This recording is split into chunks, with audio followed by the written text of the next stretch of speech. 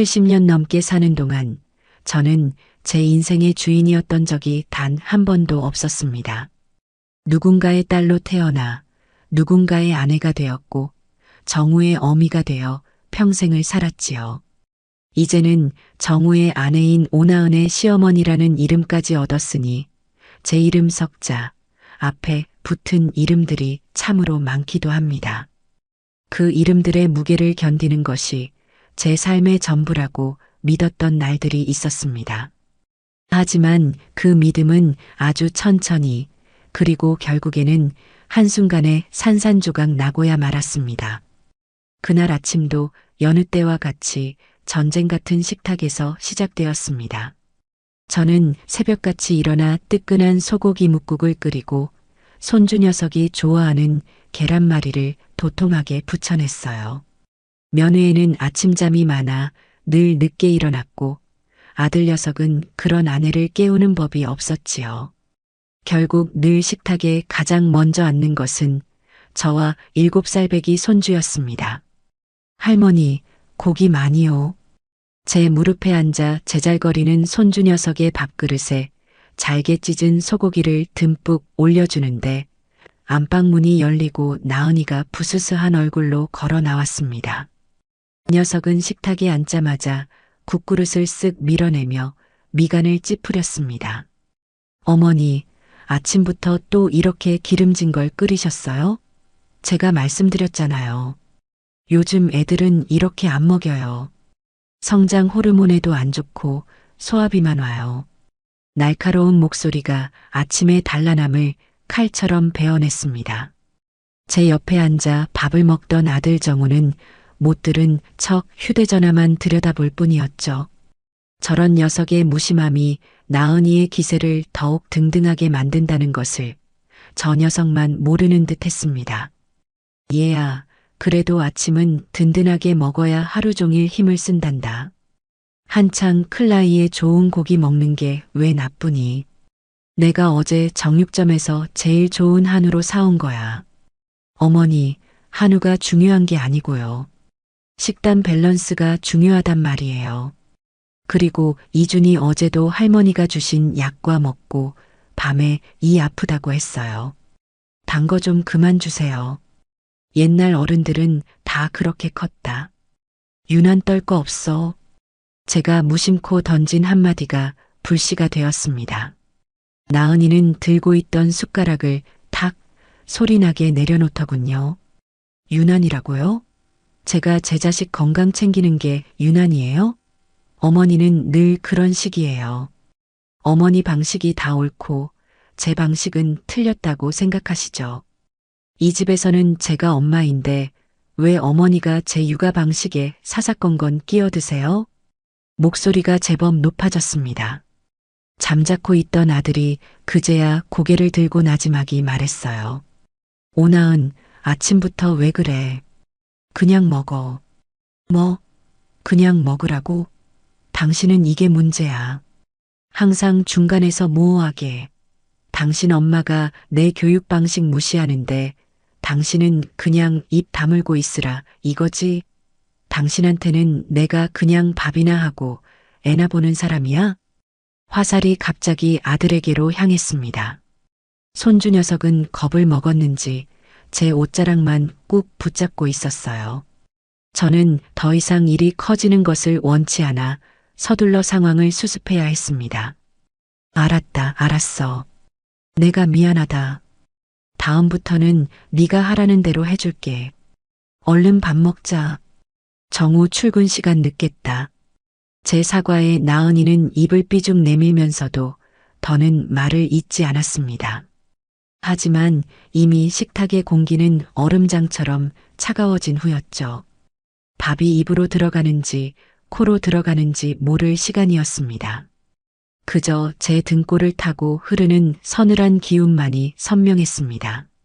저건 단순한 의견 차이가 아니었어요. 저를 향한 아주 깊은 불만과 무시가 담긴 태도였습니다. 이 집에서 저는 그저 눈칫밥이나 먹으며 사는 늙은이에 불과하다는 것을 확인시켜주는 아침이었지요. 오후가 되자 저는 조용히 제 방으로 들어와 현관 옆에 쌓아둔 박스를 가져왔습니다. 얼마 전부터 시작한 부업이었어요.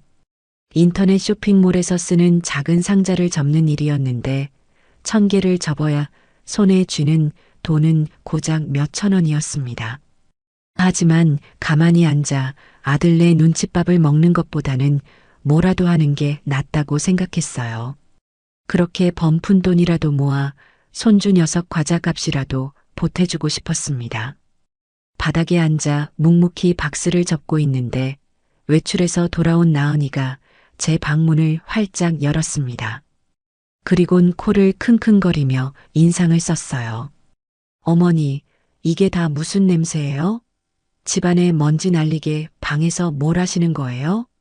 아, 이거 용돈이라도 벌어볼까 하고. 금방 한다. 어머니, 저희 그 정도로 어렵지 않아요. 남들이 보면 저희가 어머니 용돈도 안 드려서 이러시는 줄 알겠어요. 체면 좀 생각해 주세요. 내 용돈 내가 버는 게 뭐가 체면 깎이는 일이니. 집에만 있는 것보다 소일거리라도 하니 좋구나. 제 말에 나은이는 한숨을 푹 쉬더군요. 마치 철없는 노인을 상대한다는 듯한 태도였어요. 그런 거 하실 시간에 이준이나 한 번 더 봐주시는 게 저희를 도와주시는 거예요. 그리고 이런 거 하시면 허리 아프고 무릎 아프다고 또 병원 가셔야 하잖아요. 그럼 그 병원비는 다 누가 내요? 제발 좀 아무것도 하지 말고 가만히 계세요. 그 말은 제 가슴에 비수처럼 날아와 박혔습니다. 제가 버는 푼돈은 무시하면서 제가 아파서 들어갈 병원비는 아깝다는 뜻으로 들렸으니까요. 너는 돈도 못 벌면서 아프기만 하는 짐 덩어리라는 소리나 마찬가지였습니다. 손에서 힘이 탁 풀렸습니다. 접고 있던 박스가 구겨졌어요. 맞다. 시끄럽게 해서 미안하구나. 지금 바로 치울게. 저는 더는 아무 말도 하지 않았습니다. 무슨 말을 할 수 있었을까요? 나은이는 제 대답이 만족스러웠는지 네, 좀 쉬세요라는 말을 남기고는 횡하니 거실로 나가버렸습니다. 저는 한참 동안 구겨진 박스를 내려다보았습니다. 마치 제 쭈글쭈글한 인생을 보는 것만 같았지요. 자식에게 짐이 되지 않으려는 마지막 발버둥마저도 이렇게 쓸모없는 취급을 받는구나 싶어 기가 막혔습니다. 그날 밤이었습니다. 저는 일찍 잠자리에 누웠지만 잠이 오지 않아 뒤척이고 있었습니다.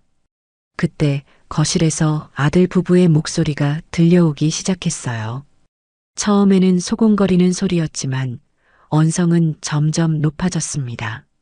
그러니까 이번 달 카드값이 왜 이렇게 많이 나왔냐고. 아들의 짜증 섞인 목소리였습니다. 나만 썼어? 당신은 안 썼어? 지난주에 당신 친구들 만나서 술값 쓴 건 뭔데? 그리고 이준이 학원비랑 병원비가 얼만 줄 알아? 나은이도 지지 않고 쏘아붙였습니다. 돈 문제였습니다. 언제나 이 집의 불안은 돈에서 시작되었죠.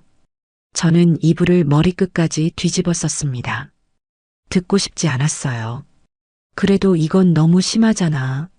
우리가 무슨 재벌이야? 당신 친구들은 다 명품백 들고 다닌다면서 그거 사달라는 거 내가 겨우 말렸어. 그래, 말 잘했다. 내 친구들 봐. 이번 여름에 다들 유럽이니 하와이니 가는데 나는 이게 뭐야? 이 집에서 발이 묶여서 시어머니 눈치 보면서 애 키우면서 이게 사는 거냐고. 그럼 어쩌라고. 나 혼자 버는 돈으로 그게 다 가능할 것 같아? 누가 너 혼자 벌래? 나도 일하고 싶어. 이준이만 아니었으면. 그리고 나은이는 말을 하다 말고 잠시 숨을 고르는 듯 했습니다. 그리고 곧이어 터져나온 그 한마디가 제 남은 인생을 통째로 바꿔놓았습니다. 다 당신 엄마 때문이야. 어머니만 안 계셨어도 우리가 이렇게 살지는 않아. 저축해서 대출받고 더 넓은 집으로 이사 갈 수도 있었어. 어머니 생활비에 병원비에 우리가 허리가 휜다고. 당신 엄마 때문에 우리 인생이 지금 망가지고 있단 말이야. 온몸의 피가 차갑게 식는 기분이었습니다. 숨을 쉴 수가 없었어요. 심장이 쿵 하고 바닥으로 떨어지는 것 같았습니다.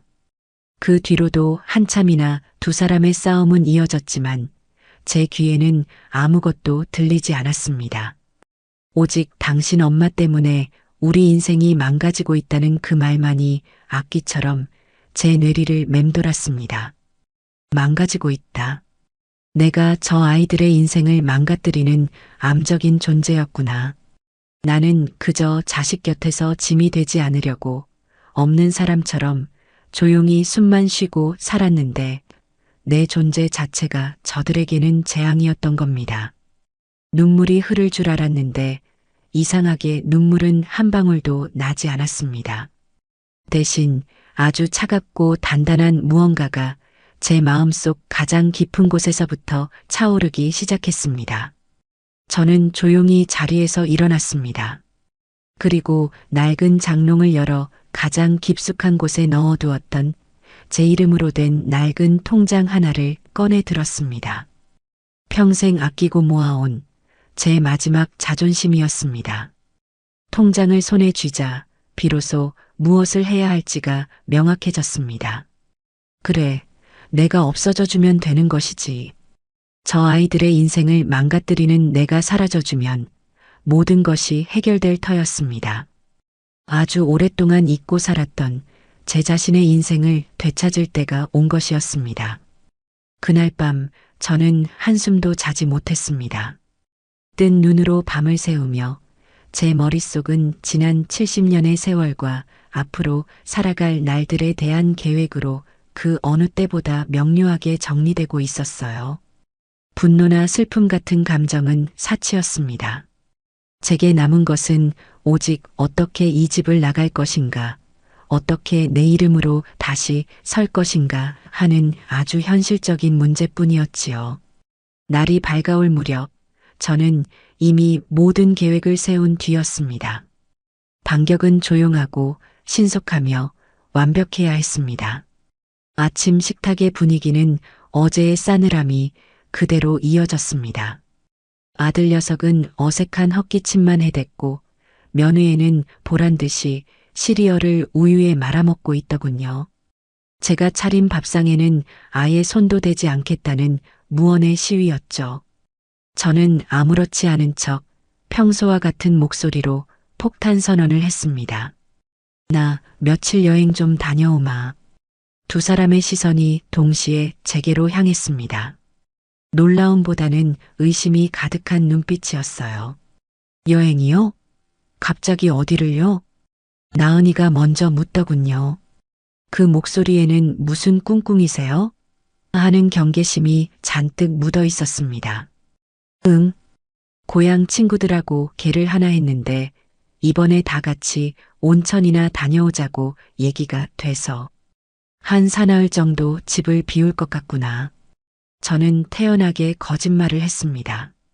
제게는 이제 고향에 찾아갈 친구도 함께 개를 할 만큼 가까운 사람도 남아있지 않았습니다. 제 인생은 오롯이 가족이라는 울타리 안에 갇혀 있었으니까요. 제 말이 그럴싸했는지 아니면 제 부재가 반가웠는지 나은이의 표정이 미세하게 풀어지는 것이 보였습니다. 아, 그러세요? 좋은 생각이시네요. 다녀오세요, 어머니. 용돈 필요하시면 말씀하시고요. 언제나 제게 쓰는 돈을 아까워하던 아이 입에서 용돈이라는 말이 나오니 참으로 신기한 일이었습니다. 물론 그건 진심이 아니었죠. 군말 말고 얼른 다녀오세요 하는 소리나 마찬가지였습니다. 아들 녀석도 한마디 거들었습니다. 그래요, 엄마. 잘 다녀오세요. 운전 조심하시고 하니 친구분 차 타고 가시는 거죠? 그럼 내가 운전을 어디 할 줄 아니. 걱정들 말아라.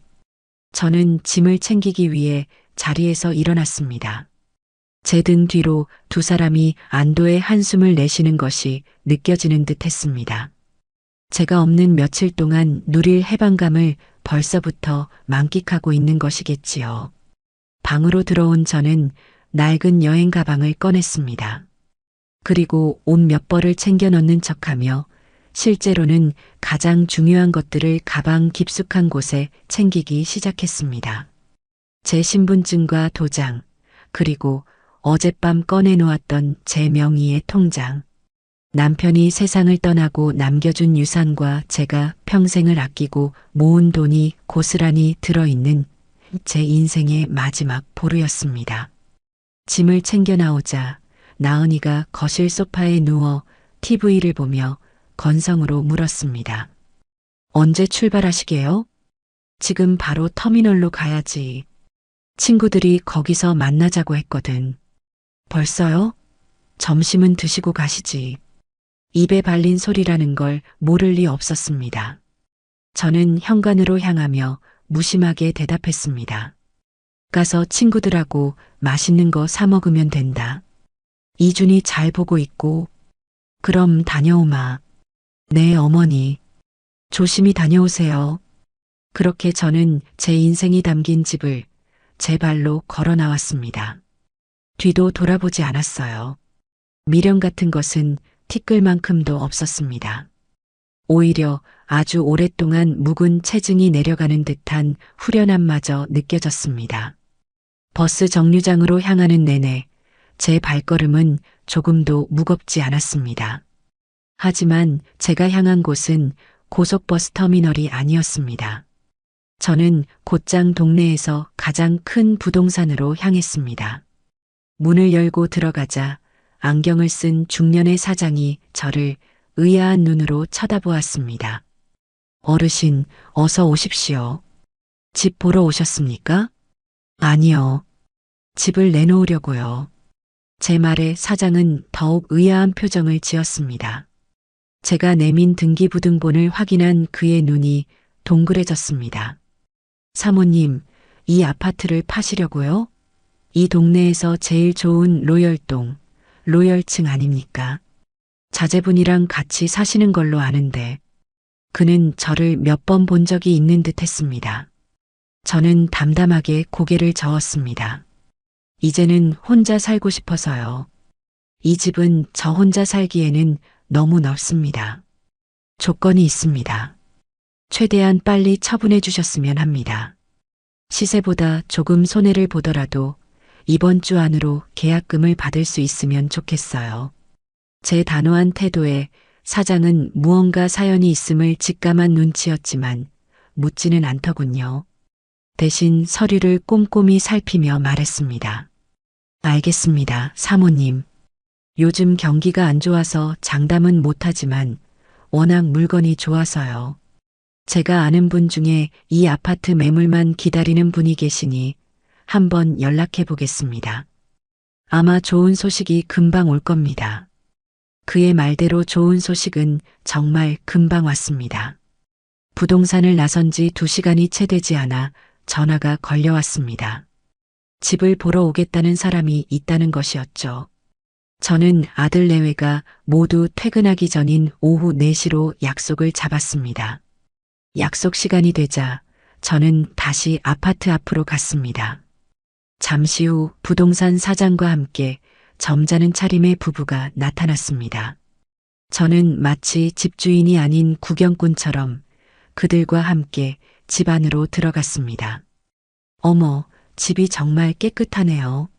남양이라 해가 잘 들어서 너무 좋다. 집을 보러 온 부부는 연신 감탄했습니다. 저는 속으로 쓴웃음을 지었습니다. 저 깨끗한 집을 유지하기 위해 제가 매일같이 허리를 숙여 쓸고 닦았다는 사실을 그들은 알 리가 없었죠. 그들에게는 그저 잘 관리된 물건일 뿐이었습니다. 집을 다 둘러본 부부는 아주 만족스러운 표정으로 부동산 사장과 몇 마디를 나누더니 그 자리에서 바로 계약을 하겠다고 했습니다. 모든 것이 제가 계획한 대로 일사천리로 진행되고 있었습니다. 우리는 곧장 다시 부동산으로 향했고 저는 제 이름이 적힌 매매계약서에 망설임 없이 도장을 찍었습니다. 계약금 5천만 원이 제 통장으로 바로 입금되는 것을 확인하고 나서야 저는 자리에서 일어났습니다. 감사합니다, 사장님. 잔금 날짜는 최대한 빨리 잡아주세요. 걱정 마십시오, 사모님. 2주 뒤로 잡았습니다. 이사 준비만 잘하시면 되겠습니다. 부동산을 나서자 해가 뉘엿뉘엿 지고 있었습니다. 저는 근처 찜질방으로 향했습니다. 아들 내외가 잠들 시간이 될 때까지는 집에 들어갈 수 없었으니까요. 뜨끈한 탕에 몸을 담그니 그제야 온몸에 쌓였던 긴장이 스르르 풀리는 듯 했습니다. 지난 수십 년의 세월이 땀과 함께 몸 밖으로 빠져나가는 기분이었습니다. 그날 밤 저는 찜질방의 시끄러운 소음 속에서도 아주 오랜만에 깊은 잠을 잘 수 있었습니다. 그렇게 이틀을 밖에서 보냈습니다. 낮에는 앞으로의 계획을 구체적으로 세우고 밤에는 찜질방에서 잠을 잤습니다. 아들에게서는 전화 한 통 오지 않았습니다. 면회에는 물론이고요. 제가 정말 친구들과 여행을 갔다고 믿고 있거나 아니면 제게 아예 관심이 없는 것이겠지요. 어느 쪽이든 상관없었습니다. 그들의 무관심이 제 계획을 더욱 순조롭게 만들어주고 있었으니까요. 셋째 날 저는 오전 일찍 포장이사 업체에 전화를 걸었습니다. 그리고는 여행에서 막 돌아온 척하며 집으로 들어갔습니다. 나은이는 소파에 누워 과자를 먹으며 TV를 보고 있었습니다. 저를 보더니 귀찮다는 듯 몸을 일으키더군요. 어머니, 벌써 오셨어요? 여행은 재미있으셨고요? 응. 그냥 바람 쐬고 오니 좋구나. 저는 아무렇지 않게 대답하며 방으로 들어갔습니다. 그리고는 미리 약속한 이사업체 직원들이 도착하기를 기다렸습니다. 잠시 후 초인종이 울렸습니다. 나은이가 짜증 섞인 목소리로 누구세요? 하며 현관문을 열었습니다. 문 앞에는 이삿짐 센터 유니폼을 입은 건장한 남자 4~5명이 서 있었습니다. 저 누구신데? 나은이가 당황해서 말을 더듬는 사이 제가 방에서 나와 말했습니다. 내가 불렀다. 내 짐 좀 빼려고. 네. 짐은 왜요? 어머니, 이게 지금 무슨... 나은이의 얼굴이 하얗게 질렸습니다. 그제야 무언가 잘못 돌아가고 있다는 것을 깨달은 모양이었습니다. 저는 더 이상 설명할 필요를 느끼지 못했습니다. 이사업체 직원들에게 제 방을 가리키며 말했어요. 저 방에 있는 짐 전부 빼주시면 됩니다. 장롱이랑 침대 전부 다요. 네, 사모님. 직원들은 일사불란하게 움직이기 시작했습니다. 그들은 제 방의 가구들을 능숙하게 분해하고 제 옷가지와 살림살이를 커다란 박스에 담았습니다. 그 모습을 멍하니 지켜보던 나은이가 다급하게 제게 달려왔습니다. 어머니, 지금 이게 무슨 행동이세요? 저한테는 말 한마디 없이 어디 가시려고요? 정우 씨, 김정우 씨 알아요, 이 사실? 모른다. 그리고 너희한테 허락받아야 할 일도 아니고. 제 차가운 대답에 나은이는 할 말을 잃은 듯 입만 벙긋거렸습니다. 그 순간 퇴근한 아들이 현관문을 열고 들어왔습니다. 집안의 난장판을 본 아들의 얼굴 역시 당혹감으로 물들었습니다. 엄마, 이게 다 뭐야? 이 사람들 누구야? 지금 뭐 하는 거야? 아들이 소리쳤습니다. 저는 태연하게 아들을 마주 보았습니다. 보면 모르니 이사 가려고 그런다. 이사를 어디로 가? 우리랑 상의도 없이 엄마 멋대로 이렇게. 내가 내 인생 결정하는데 언제부터 너희들 상의가 필요했니? 나는 너 낳을 때 네 허락받고 낳은 거 아니다. 내 집 내가 팔고 내 집 내가 뺏어 나가겠다는데 누가 뭘 보태준 거라도 있어? 제 서슬 퍼런 기세에 아들은 한마디도 대꾸하지 못했습니다. 그저 충격받은 얼굴로 저와 이삿짐들을 번갈아 쳐다볼 뿐이었죠. 1시간이 채 지나지 않아 제 방은 텅 비었습니다. 평생을 채워왔던 제 흔적이 감쪽같이 사라진 공간은 낯설고 휑했습니다. 모든 짐이 트럭에 실리고 저는 마지막으로 식탁 위에 작은 봉투 하나를 올려놓았습니다. 그 모습을 본 나은이가 다급하게 물었습니다. 그건 뭐예요, 어머니? 니들 쓰라고 주는 돈이다. 저는 봉투를 열어 그 안에 든 통장과 편지를 보여주었습니다. 이 집 어제 팔았다. 이제 곧 다른 주인이 이사 들어올 게다. 이 통장에 2천만 원 들어있다. 그 돈으로 월세방이라도 얻어서 니들 살 길 찾아봐라. 네, 2천만 원이요? 어머니, 집 한 돈이 얼만데 고작 2천만 원을. 나은이의 목소리가 믿을 수 없다는 듯 떨렸습니다. 저는 비웃음을 참으며 말했습니다. 내가 평생 피땀 흘려번 내 돈이다. 그 돈을 너희한테 한 푼이라도 줘야 할 의무는 없어. 그래도 핏줄이라고 길바닥에 나앉게 할 수는 없어서 주는 마지막 배려인 줄 알아라. 그동안 내가 너희 인생을 망치고 있었다면서? 이제 그 망할 인생, 니들 돈으로 한번 멋지게 다시 일으켜 세워보렴. 제 입에서 인생을 망치고 있었다는 말이 나오자 나은이와 아들의 얼굴이 새하얗게 질렸습니다.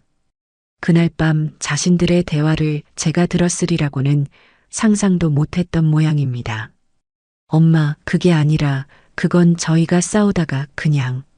아들이 변명을 하려 했지만 저는 손을 들어 막았습니다. 됐다. 변명은 듣고 싶지 않구나.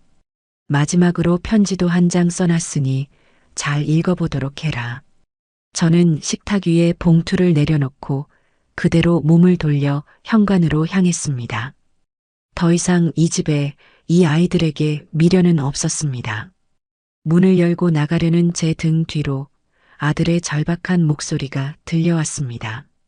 엄마, 잠시만 엄마. 어디로 가시는지는 알려주고 가셔야죠. 저는 뒤도 돌아보지 않고 마지막 말을 남겼습니다. 이제 나 찾지 마라. 나는 오늘부로 너희들 엄마도 시어머니도 아니다. 그냥 김복희로 살 거다. 그러니 너희도 이제 나 없이 너희들끼리 한번 잘 살아봐라. 저는 그대로 문을 닫고 나왔습니다. 엘리베이터를 기다릴 여유도 없이 비상계단을 통해 1층으로 내려왔습니다. 아파트 단지를 빠져나오는 순간까지 단 한 번도 뒤를 돌아보지 않았습니다. 그렇게 제 인생의 낡은 책장을 덮고 새로운 첫 페이지를 넘기는 순간이었습니다. 아들네 집을 나온 저는 이삿짐 트럭의 조수석에 앉아 낯선 길을 달렸습니다. 기사님이 목적지를 물었을 때 저는 잠시의 망설임도 없이 한 곳을 이야기했습니다. 동해 묵호항으로 가주세요. 묵호. 그곳은 제 젊은 시절의 짧은 추억이 깃든 곳이었습니다. 결혼 전 친구들과 딱 한 번 기차 여행을 떠났던 곳. 비릿한 바다 내음과 시끄러운 백고동 소리, 밤새 불을 밝히던 항구의 풍경이 뇌리에 깊이 박혀 있었죠. 답답한 서울을 떠나 완전히 새로운 곳에서 시작하고 싶다는 생각이 들었을 때 가장 먼저 떠오른 곳이 바로 묵호였습니다. 트럭이 고속도로를 몇 시간이나 달렸을까요? 차창 밖으로 빽빽한 아파트 숲이 사라지고 푸른 농과 밭이 나타나기 시작했습니다. 그리고 마침내 수평선 너머로 검푸른 동에 바다가 모습을 드러냈습니다. 소금기를 머금은 바람이 열린 창문으로 불어들어와 제 뺨을 스쳤습니다. 답답했던 가슴이 탁 트이는 기분이었습니다. 지난 70년의 묵은 감정들이 바람에 씻겨나가는 것만 같았어요. 묵호항에 도착했을 때는 이미 해가 저물어 어둠이 내리고 있었습니다. 이삿짐 기사님은 제가 미리 단기 계약해둔 작은 원룸 앞에 짐을 내려주었습니다. 사모님, 짐은 여기에 두면 되겠습니까? 네, 고생 많으셨어요. 여기 수고비요. 저는 넉넉하게 쳐준 차비를 건넸습니다. 트럭이 떠나고 좁은 골목길에 저와 제 살림살이만 덩그러니 남았습니다. 막막함보다는 해방감이 더 컸습니다. 이제부터는 온전히 저 혼자였습니다. 누구의 눈치도 볼 필요 없이 제 마음대로 결정하고 행동할 수 있는 삶. 그토록 바라던 자유가 제 눈앞에 펼쳐져 있었습니다. 다음 날 아침, 저는 누구의 아침밥을 차려줄 걱정도 없이 늦잠을 잤습니다. 창문으로 쏟아지는 아침 햇살에 눈을 떴을 때 끼룩거리는 갈매기 소리가 저를 반겼습니다. 이런 아침이 얼마 만인지 기억도 나지 않았습니다. 저는 천천히 몸을 일으켜 낯선 동네를 둘러보기 위해 밖으로 나섰습니다. 묵호항은 살아있는 생물처럼 활기가 넘쳤습니다. 새벽 어판장은 이미 파했지만 항구 주변에는 갓 잡은 생선을 손질하는 아낙네들과 그물코를 꿰매는 어부들로 분주했습니다. 비릿하지만 역겹지 않은 바다 냄새가 동네 전체에 퍼져 있었죠. 저는 무작정 항구를 따라 걸었습니다. 그러다 제 발걸음을 멈추게 한 곳이 있었습니다. 항구가 한눈에 내려다 보이는 언덕배기 길목에 매매라고 적힌 낡은 2층 상가 건물이었습니다. 1층은 오랫동안 장사를 하지 않은 듯 먼지 쌓인 유리문이 굳게 닫혀 있었고 2층은 사람이 살았던 흔적이 있는 살림집 형태였습니다. 페인트는 벗겨지고 창틀은 낡았지만 왠지 모르게 그 건물이 제 마음을 끌어당겼습니다. 저는 곧장 종이에 적힌 번호로 전화를 걸었습니다. 전화를 받은 사람은 근처 부동산의 주인이었습니다. 그는 헐레벌떡 달려와 제게 건물의 내력을 설명해 주었습니다. 아이고 사모님, 눈썰미가 좋으시네. 이 건물이 원래 묵호항에서 목이 제일 좋은 자리입니다. 예전에는 선원들 상대로 하는 선술집이었는데 주인이 병으로 돌아가시고 몇 년째 비어 있었지요. 1층에서 장사하고 2층에서 살림하면 딱 좋은데 워낙 낡아서 다들 수리비 걱정에 덤비지를 못해요. 저는 건물 안을 꼼꼼히 둘러보았습니다. 부동산 주인의 말대로 내부는 엉망이었습니다. 벽지는 누렇게 변색되고 바닥은 곳곳이 긁혀 있었죠. 하지만 구조 자체는 튼튼해 보였고 무엇보다 2층 창문으로 보이는 묵호항의 전경이 그림처럼 아름다웠습니다. 제 마음은 이미 정해졌습니다. 이 건물 제가 사겠습니다. 제 말에 부동산 주인의 눈이 휘둥그레졌습니다. 네, 사모님, 이렇게 바로요? 가격은 좀 깎아드릴 수 있지만 수리비가 만만치 않을 텐데요. 괜찮습니다. 내 손으로 직접 고쳐서 살 겁니다. 그러니 계약을 서둘러 주셨으면 합니다. 제 단호한 태도에 부동산 주인은 더 이상 아무 말도 하지 않았습니다. 저는 그 자리에서 바로 계약금을 걸었고 며칠 뒤 집을 판 잔금이 들어오자마자 건물 전체를 제 이름으로 이전했습니다. 평생을 아파트라는 네모난 상자 안에서 살았던 제가 제 명의로 된 땅과 건물을 갖게 된 순간이었습니다.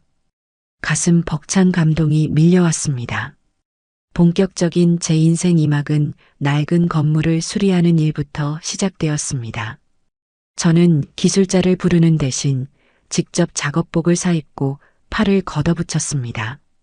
곰팡이가 핀 벽지를 뜯어내고 삐걱거리는 마룻바닥을 교체했습니다. 페인트 가게에 가서 직접 색을 고르고 서툰 솜씨로나마 벽과 천장을 칠했죠. 몸은 고되고 힘들었지만 하루하루 달라지는 제 공간을 보는 즐거움에 피곤한 줄도 몰랐습니다. 그렇게 한 달쯤 지났을까 동네 사람들이 수군거리기 시작했습니다. 저기 서울서 온 할망구 대체 뭐하는 사람이래? 글쎄 말이야. 덩치 큰 남자들도 힘들어하는 걸 혼자 다 하네. 독한 사람이야. 특히 제 건물 옆에서 50년 넘게 건어물 가게를 해온 박 사장이라는 남자는 유독 저를 못마땅한 눈으로 쳐다보곤 했습니다. 그는 묵호항의 터줏대감으로 까칠하고 퉁명스럽기로 소문이 자자한 사람이었죠. 어느 날 제가 가게 앞에서 페인트 칠을 하고 있는데 박 사장이 다가와 혀를 차며 말했습니다. 쯧쯧. 할망구가 돈이 썩어나는 모양이지. 저런 흉물 같은 건물에 돈을 처바르고 있으니 여기서 뭘 하겠다는 거요? 그의 말투에는 노골적인 무시와 텃세가 담겨 있었습니다.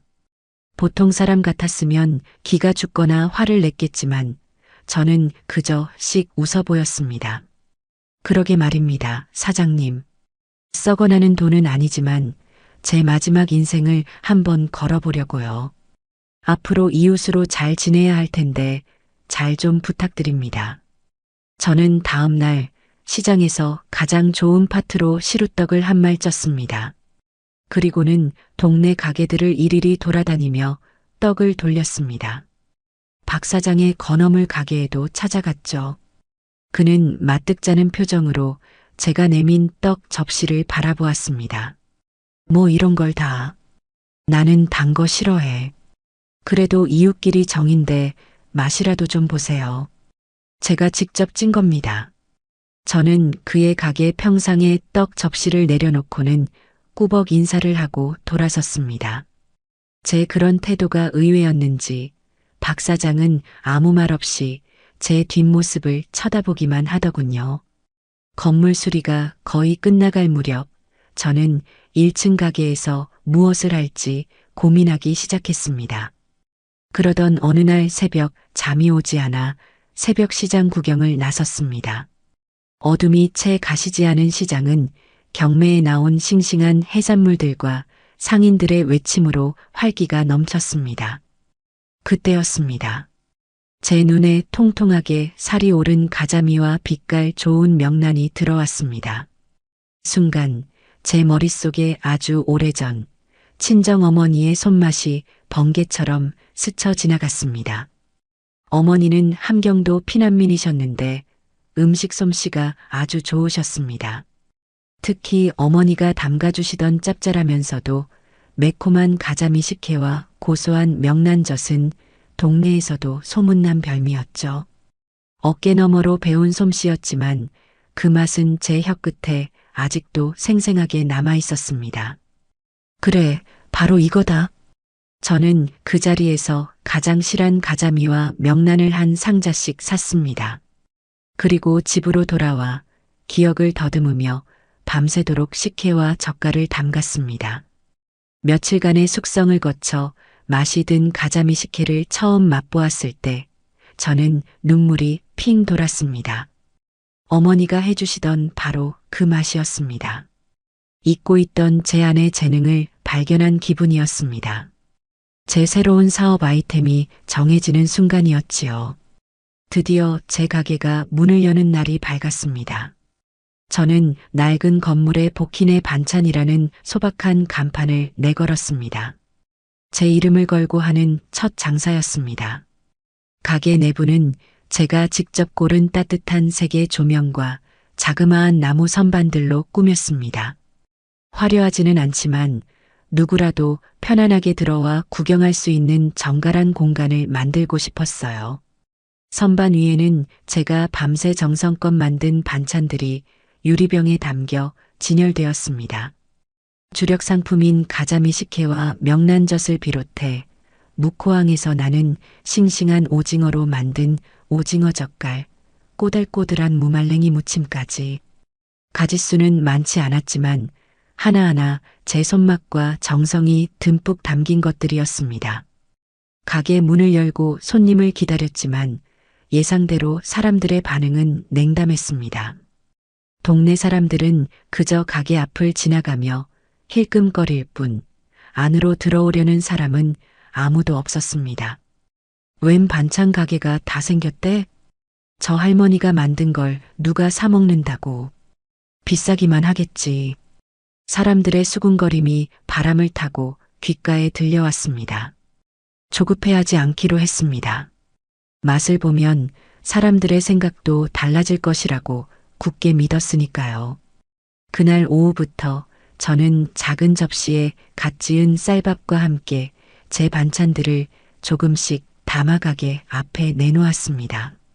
그리고는 맛보고 가세요라는 작은 팻말을 세워두었죠. 처음에는 다들 머뭇거리며 지나쳤습니다. 그러다 용기 있는 아주머니 한 분이 다가와 이쑤시개로 가자미 식혜를 콕 찍어 맛을 보았습니다.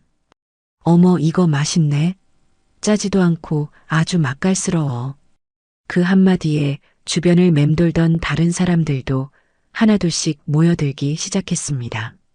시식용으로 내놓은 반찬은 금세 동이 났고 사람들은 저마다 한마디씩 칭찬을 건넸습니다. 할머니, 손맛이 보통이 아니시네. 이거 어떻게 만드신 거예요? 비법 좀 알려줘요. 그날 저는 처음으로 가자미 식혜 3통과 명란젓 5통을 팔았습니다. 큰 돈은 아니었지만 제 힘으로 처음 번 돈이었습니다. 통장에 찍힌 아들의 월급이 아니라 오롯이 제 노력으로 얻은 결실이었죠. 저는 그날 밤 밥 없이 제가 만든 반찬만으로 저녁을 먹었습니다. 세상에서 가장 맛있는 저녁 식사였습니다. 입소문은 생각보다 빠르게 퍼져나갔습니다. 항구 앞에 새로 생긴 반찬 가게 음식이 기가 막히다는 소문이 동네 전체로 퍼지기 시작했죠. 단골 손님도 하나둘씩 생겨났습니다. 매일 아침 가게 문을 열기도 전에 찾아와 할머니, 오늘은 뭐 맛있는 거 했어요? 하고 묻는 생선가게 아주머니, 점심시간마다 들러 저와 함께 밥을 먹으며 말동무가 되어주는 우체부 아저씨까지. 저는 낯선 항구 도시에서 더 이상 외롭지 않았습니다. 가장 큰 변화는 옆가게 박 사장에게서 나타났습니다. 그는 여전히 퉁명스러웠지만 더 이상 저를 삐딱한 시선으로 보지는 않았습니다. 어느 날 그는 슬그머니 제 가게로 들어오더니 시식용으로 내놓은 명란젓을 맛보았습니다. 이건 좀 먹을 만하네. 그것이 그가 제게 건넨 첫 칭찬이었습니다. 그리고 며칠 뒤 저는 놀라운 광경을 목격했습니다. 박 사장이 자신의 건어물 가게를 찾은 관광객들에게 제 가게를 소개하고 있는 것이었습니다. 마른 오징어만 사가지 말고 저기 옆에 할망구 가게도 한번 들러봐. 거기 가자미 식혜가 아주 진짜 백이야. 서울 가서는 절대 못 맛보는 맛이라고. 무심한 척 툭툭 던지는 그의 말 한마디는 그 어떤 광고보다 효과가 컸습니다. 그의 소개로 찾아온 관광객들은 제 반찬을 맛보고는 너도 나도 몇 통씩 사가기 시작했습니다. 저는 감사한 마음에 따끈한 오징어 순대를 만들어 그의 가게로 가져갔습니다. 사장님, 덕분에 오늘 장사 잘했습니다. 이거 좀 드셔보세요. 박 사장은 멋쩍은 듯 뒷머리를 극적이며 순대가 담긴 접시를 받았습니다. 뭘 이런 걸 다. 그냥 이웃끼리 돕고 사는 거지. 근데 이 할망구는 손도 크네. 그날 이후 우리는 스스럼 없이 서로의 가게를 드나드는 사이가 되었습니다. 그는 제게 묵호항 사람들의 굳은 일과 좋은 일을 알려주었고 저는 그에게 따뜻한 밥 한 끼를 대접하며 외로운 저녁을 함께했습니다. 수십 년을 한자리에서 묵묵히 버텨온 그와 모든 것을 버리고 새로 시작하는 저 사이에는 말로 설명할 수 없는 동질감이 있었던 것 같습니다. 그러던 어느 화창한 주말이었습니다. 제 가게에 아주 특별한 손님이 찾아왔습니다. 커다란 카메라를 든 앳된 얼굴의 청년이었습니다. 그는 가게 안을 신기한 듯 두리번거리더니 제게 다가와 물었습니다. 할머니, 안녕하세요. 저 혹시 촬영 좀 해도 될까요? 제가 여행 유튜버인데 이 동네 맛집을 찾다가 동네 분들이 여기를 추천해 주셔서요. 유튜버가 뭔지 촬영은 왜 하는지 저는 잘 몰랐지만 싫다고 할 이유는 없었습니다. 그러시게 뭘 찍는지는 몰라도 우리 가게가 나올 만큼 대단한 곳은 아닌데. 청년은 제 허락에 신이 나서 카메라를 설치하고는 즉석에서 라이브 방송이라는 것을 시작했습니다. 그는 제 반찬들을 하나하나 맛보며 호들갑스러운 칭찬을 쏟아냈습니다. 여러분, 대박입니다. 제가 지금 묵호항에서 인생 맛집을 찾았습니다. 여기 복희네 반찬이라는 곳인데 할머님 손맛이 정말 장난이 아니에요. 이 가자미 식혜, 와, 이건 진짜 밥도둑이 아니라 밥 경찰입니다. 당장 밥 한 공기 체포해야 해요. 저는 그저 어색하게 웃으며 청년이 하는 양을 지켜볼 뿐이었습니다. 그런데 신기한 일이 벌어졌습니다. 방송이 시작된 지 얼마 지나지 않아 청년의 휴대전화에 댓글이라는 것이 실시간으로 올라오기 시작했습니다. 거기 어디예요? 택배도 되나요? 할머니 인상이 너무 좋으시다. 정성이 느껴져요. 당장 주문하고 싶어요. 계좌번호 알려주세요. 청년은 쏟아지는 댓글을 읽으며 더욱 신이 나서 외쳤습니다. 여러분, 지금 반응이 폭발적입니다. 할머니, 이거 전국적으로 대박 나실 것 같아요. 택배 주문 받으셔야겠는데요? 저는 어안이 벙벙했습니다.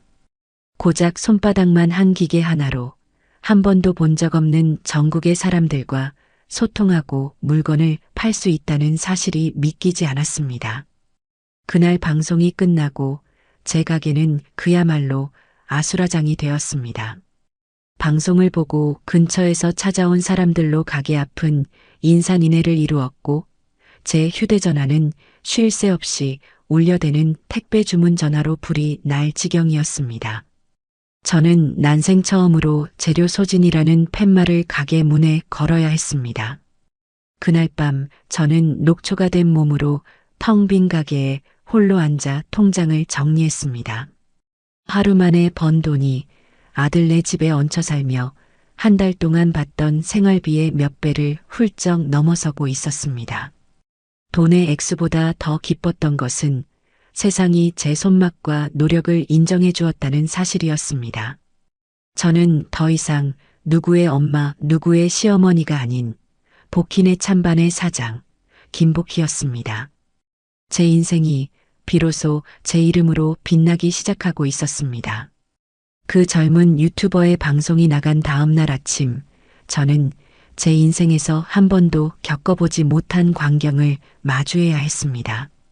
가게 문을 열기도 전인 이른 아침부터 복희네 반찬 앞은 어디서 소문을 듣고 찾아왔는지 모를 사람들로 긴 줄이 늘어서 있었습니다. 동네 주민들은 물론이고 외지에서 온 듯한 젊은 연인들과 아이 손을 잡은 부부들까지 그야말로 인산인해를 이루었지요. 사장님, 문 언제 여세요? 가자미 식혜 오늘 물량 많아요? 어제 방송 보고 KTX 첫 차 타고 왔어요. 빗발치는 질문에 저는 잠시 정신이 아찔했습니다. 평생을 조용한 주부로 살아온 제게 이토록 많은 사람의 관심과 기대는 낯설고도 두려운 것이었습니다. 하지만 물러설 곳은 없었죠. 이것은 제 이름을 걸고 시작한 제 인생의 첫 번째 도전이었으니까요. 저는 심호흡을 한번 크게 하고 굳게 닫혀있던 가게 문을 활짝 열었습니다. 어서 오십시오. 복희네 반찬입니다. 제 목소리는 생각보다 크고 우렁차게 울려 퍼졌습니다. 그 순간 제 안에 있던 두려움이 눈 녹듯 사라지고 뜨거운 무언가가 가슴 속에서부터 차오르는 것이 느껴졌습니다. 가게 안은 순식간에 손님들로 발 디딜 틈이 없어졌습니다. 제가 밤새 준비해둔 반찬들은 무서운 속도로 팔려나갔습니다. 정신없이 반찬을 담고 계산을 하고 인사를 하는 와중에도 제 휴대전화는 쉴 새 없이 울려댔습니다. 전국 각지에서 걸려온 택배 주문 전화였습니다. 여보세요? 거기 복희네 반찬 맞죠? 방송 보고 전화했어요. 명란젓 5통, 가자미 식혜 5통 주문할게요. 사장님, 혹시 오늘 주문하면 언제쯤 받을 수 있을까요? 부모님께 선물하고 싶어서요. 혼자서는 도저히 감당할 수 없는 상황이었습니다. 제가 허둥지둥하는 모습을 보다 못한 옆 가게 박 사장이 가게 안으로 쑥 들어왔습니다. 이봐, 할망구. 꾸물거리고 있을 시간이 어딨어. 정신 똑바로 차려. 일단 오는 손님부터 순서대로 번호표를 나눠줘. 박 사장은 익숙하게 가게 한쪽에 있던 종이를 찢어 번호표를 만들고 소리를 쳐서 줄을 세우기 시작했습니다. 그의 우렁찬 목소리에 우왕좌왕하던 손님들이 신기하게도 질서를 잡기 시작하더군요. 저는 그 틈을 타 쏟아지는 주문 전화를 받았습니다. 손님, 죄송합니다만 지금은 주문을 받기가 어렵습니다. 물량이 전부 다 빠져서요. 준비해둔 반찬이 동나기 시작하자 저는 하는 수 없이 가게 문에 재료 소진이라는 팻말을 걸어야 했습니다. 아직 정오도 되지 않은 시간이었습니다. 팻말을 보고 아쉬워하며 발길을 돌리는 손님들에게 저는 연신 고개를 숙여 사과했습니다. 죄송합니다. 내일 더 많이 준비해서 오겠습니다. 멀리서 오셨는데 정말 죄송합니다. 손님들이 모두 돌아가고 가게 안에 저와 박 사장 단둘이 남았을 때 저는 그 자리에 주저앉고 말았습니다. 온몸에 힘이 쭉 빠졌습니다. 박 사장은 그런 저를 보고 혀를 쯧쯧 차더니 시원한 물 한 잔을 떠다 주었습니다. 꼴을 보니 아주 혼이 쏙 빠졌구먼. 이봐, 할망구. 이건 시작에 불과해. 방송이라는 게 한 번 타면 이렇게 무서운 거라고. 이럴 때일수록 정신 바짝 차리고 제대로 시스템을 갖춰야 해. 안 그러면 찾아온 복도 제 발로 차버리는 꼴이 되는 거야. 그의 말은 퉁명스러웠지만 틀린 말이 하나도 없었습니다. 저는 고개를 끄덕였습니다. 사장님 말씀이 맞아요. 그런데 저 혼자서는 뭘 어떻게 해야 할지 하나도 모르겠어요. 나이 70에 뭘 안다고 다 하겠어. 사람이 필요하면 사람을 써야지. 내가 괜찮은 젊은이 하나 아는데 한번 불러볼까?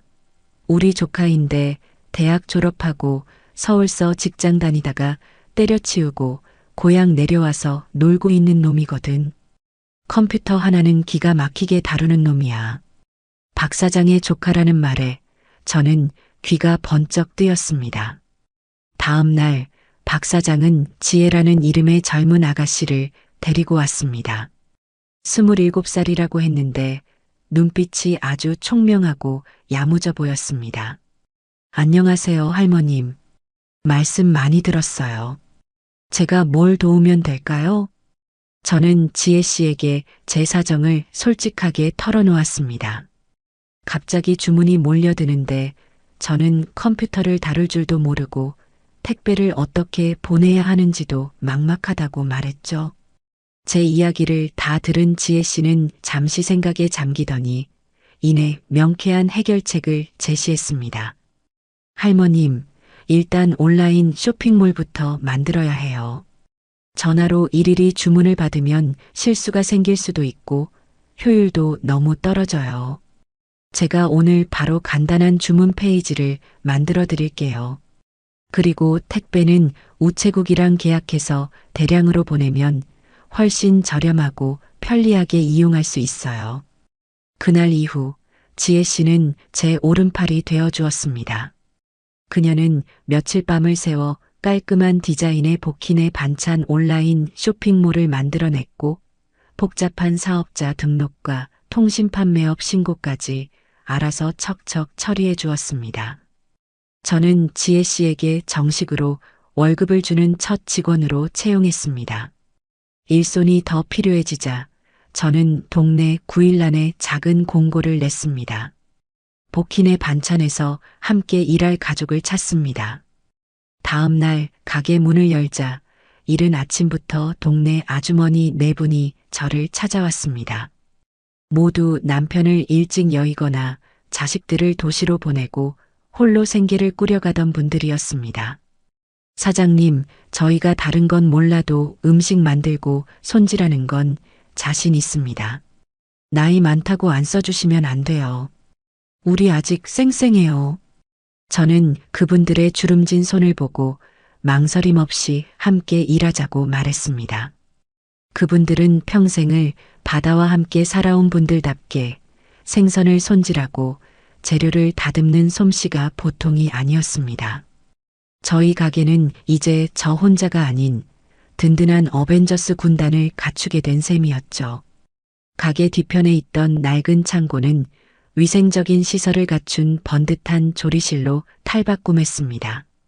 저와 아주머니들은 매일 새벽 시장에서 가장 신선한 재료를 직접 고르고 위생복과 위생모를 갖춰 입고 반찬을 만들었습니다. 지혜 씨는 사무실에서 컴퓨터로 주문을 확인하고 포장과 배송을 총괄했습니다. 복희네 반찬은 더 이상 구멍가게가 아닌 체계적인 시스템을 갖춘 어엿한 식품 회사가 되어가고 있었습니다. 매출은 하루가 다르게 늘어갔습니다. 한 달 수입은 제가 상상했던 것 이상이었습니다. 저는 직원들에게 업계 최고 수준의 월급을 약속했고 매달 나오는 수익의 일부는 동네의 어려운 이웃을 위해 기부하기 시작했습니다. 돈을 버는 것보다 더 기쁜 것은 저로 인해 다른 사람들에게도 좋은 일자리가 생기고 제가 속한 이 작은 동네에 활기가 돌기 시작했다는 사실이었습니다. 저는 더 이상 아들네 집 부엌에서 눈칫밥을 먹던 초라한 늙은이가 아니었습니다. 매일 아침 직원들과 함께 웃으며 일을 시작하고 세무사와 만나 세금 문제를 상담하고 새로운 반찬 개발을 위해 밤늦게까지 연구하는 김복희 대표가 되었습니다. 제 이름 석자가 이렇게 자랑스럽고 빛나는 것인 줄 저는 71살이 되어서야 비로소 깨닫게 되었습니다. 어느 날 지혜 씨가 제게 말했습니다. 대표님, 이제 옷도 좀 새로 사 입으셔야겠어요. 외부에서 손님들도 많이 찾아오시는데 너무 일하는 옷만 입고 계시잖아요. 저는 손을 내저었습니다. 나는 지금이 좋다. 비싼 옷 입는다고 내가 다른 사람이 되는 것도 아니고. 그래도 대표님의 이미지가 곧 저희 회사의 이미지인걸요. 제가 백화점 같이 가드릴게요. 너무 화려한 거 말고 점잖고 고급스러운 걸로요. 지혜 씨의 성화에 못 이겨 저는 난생 처음으로 제 돈을 주고 백화점에서 옷을 샀습니다. 몸에 잘 맞는 단정한 원피스와 편안한 구두를 신고 거울 앞에 섰을 때 저는 낯선 제 모습에 깜짝 놀랐습니다. 허리는 꼿꼿하게 펴졌고 어깨는 당당했습니다. 얼굴에는 어느새 자신감이라는 화장품이 덧발라져 있었습니다. 그동안 저를 짓누르던 모든 무게에서 벗어나 비로소 자유로워진 한 사람의 얼굴이 거기에 있었습니다. 이제 저는 누구에게도 기대지 않고 오롯이 제 두 발로 땅을 딛고 서 있었습니다. 그리고 그 사실이 눈물 나도록 행복했습니다. 제가 묵호항에서 제 인생의 새로운 장을 써내려가는 동안 서울에 남은 아들 내외의 삶은 제가 예상했던 것과는 조금 다른 방향으로 흘러가고 있었습니다. 제가 사라진 직후 그들은 아주 잠깐이나마 해방감을 만끽했다고 합니다. 나중에 들은 이야기였지요. 제가 남기고 간 편지를 읽었을 때 아들 정우와 며느리 나은이는 처음에는 당혹감과 분노를 느꼈다고 합니다. 특히 너희 인생을 망치고 있었다면서? 라는 구절에서는 양심에 찔리는 듯 얼굴이 벌개졌다고 했어요. 하지만 그 감정은 오래가지 않았습니다. 당혹감은 곧 이제 우리 마음대로 할 수 있다는 기대감으로 바뀌었습니다. 잘 됐어. 어차피 우리도 분가하려고 했잖아. 어머니가 집이라도 팔아서 정리를 해주시니 오히려 일이 쉽게 풀린 거 아니야? 나은이는 오히려 기회라며 정우를 부추겼습니다. 그들은 제가 남긴 2천만 원을 어머니가 주신 분가 자금이라고 스스로 합리화했습니다. 그리고는 그 돈으로 보증금을 내고 이전보다 조금 더 넓은 평수의 아파트로 월세 계약을 했습니다. 집을 옮기는데 남은 돈을 전부 써버렸지만 그들은 개의치 않았습니다. 시어머니 없는 자유로운 생활에 대한 기대로 부풀어 있었으니까요. 이사를 한 첫날 그들은 조촐한 파티를 열었습니다. 배달시킨 족발과 와인을 식탁에 차려놓고 서로의 잔을 부딪히며 축배를 들었지요. 여보, 이제 진짜 우리 세상이다. 더는 어머니 눈치 안 봐도 돼. 그래. 늦게 들어온다고 잔소리할 사람도 없고 주말에 늦잠 잔다고 깨울 사람도 없어. 그들에게 제 부재는 곧 자유와 동의어였습니다. 나은이는 곧장 친구들을 집으로 초대해 집들이를 했습니다. 그리고는 마치 큰 자랑거리라도 되는 양 떠들어댔습니다. 우리 시어머니? 아, 이번에 집 팔아서 정리하시고 시골로 내려가셨어. 우리 분가하라고 돈도 두둑하게 챙겨주시고 완전 요즘 보기 드문 쿨한 시어머니시지. 친구들은 부러움 섞인 찬사를 보냈고 나은이의 어깨는 하늘 높은 줄 모르고 솟아올랐습니다. 제 희생으로 얻은 자유를 그녀는 자신의 능력으로 쟁취한 전리품처럼 여기고 있었습니다. 하지만 그 달콤한 해방감은 그리 오래가지 못했습니다. 현실의 무게는 그들이 생각했던 것보다 훨씬 더 무겁고 차가웠습니다. 가장 먼저 문제가 터진 것은 아이 이준이었습니다. 제가 있을 때는 제가 어린이집 등하원을 도맡았고 제가 없을 때는 제가 차려놓은 밥과 간식을 먹으며 엄마 아빠를 기다렸습니다. 하지만 이제 그 모든 것은 오롯이 두 사람의 몫이 되었습니다. 여보, 나 오늘 야근해야 하는데 당신이 이준이 좀 데려올 수 있어? 나도 오늘 회식이야. 부장님이 참석하라고 신신당부했는데 어떻게 빠져? 당신이 엄마잖아. 당신이 어떻게 좀 해봐. 두 사람은 서로에게 책임을 떠넘기기 시작했습니다. 결국 울며 겨자 먹기로 비싼 비용을 내고 아이 돌봄 서비스를 이용해야 했습니다. 제가 해주던 따뜻한 집밥은 배달 음식과 인스턴트 식품으로 대체되었습니다. 집안은 제대로 치우는 사람이 없어 날이 갈수록 먼지가 쌓여갔고 빨랫감은 산더미처럼 불어났습니다. 엎친 데 덮친 격으로 이준이가 폐렴으로 입원하는 일까지 발생했습니다. 제대로 된 음식을 먹지 못해 면역력이 약해진 탓이었습니다. 나은이는 회사를 그만둘 수 없어 발을 동동 굴렀고 정우 역시 회사 눈치를 보느라 병간호를 제대로 할 수 없었습니다. 그들은 그제야 깨달았습니다. 그들이 누렸던 평화로운 일상은 사실 제 보이지 않는 희생과 노동 위에 세워진 모래성이었다는 것을요. 병원비와 아이 돌봄 서비스 비용, 이전보다 늘어난 월세와 생활비는 두 사람의 월급으로는 감당하기 벅찬 수준이었습니다. 제가 남긴 2천만 원은 이미 흔적도 없이 사라진 뒤였고 카드값은 눈덩이처럼 불어났습니다. 돈이 부족해지자 부부싸움은 더욱 잦아졌습니다. 당신 이번 달 생활비 이거밖에 안 줬어? 이걸로 뭘 어쩌라고. 나라고 돈 나오는 구멍이 따로 있는 줄 알아? 당신도 좀 아꼈어.